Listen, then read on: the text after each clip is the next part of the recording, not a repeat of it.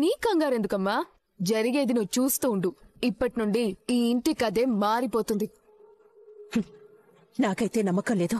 ఆ భానుమతిని చంపైనా సరే బావ మీదున్న ప్రేమని నేను బతికించుకుంటా. చూడు, ప్రతి సమస్య పరిష్కారానికి హింస పనికిరాదు. కంట్లో నలుసు తీయటానికి ముళ్ళు ఉపయోగిస్తే కన్నే పోతుంది. ఆలోచించుకో.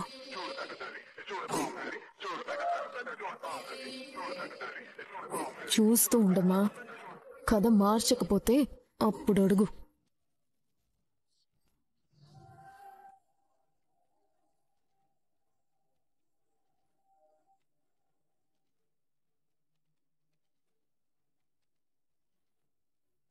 ఇప్పుడు చెప్పండి బలరాం గారు, మీ కోడలు చేసింది మంచి పనా?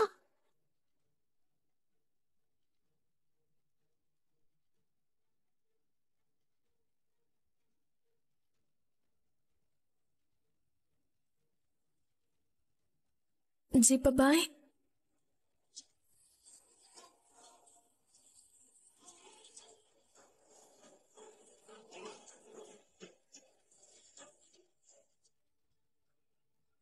అవునమ్మా, లాంఛనంగా వచ్చిన 5 ఎకరాలు కూడా నీకు ప్రాప్తం లేదనుకుంటా.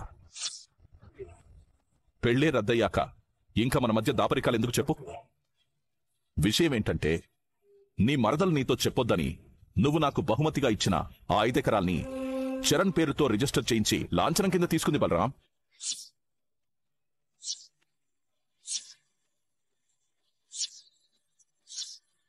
శక్తి, పెళ్లి కానప్పుడు ఆ కాగితాలు నీ దగ్గర ఉండడం పద్ధతి కాదు.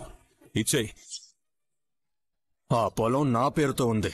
దాని మీద ఎవరికి ఏ అధికారం కానీ హక్కు కానీ లేదు. అది నా సొంతం.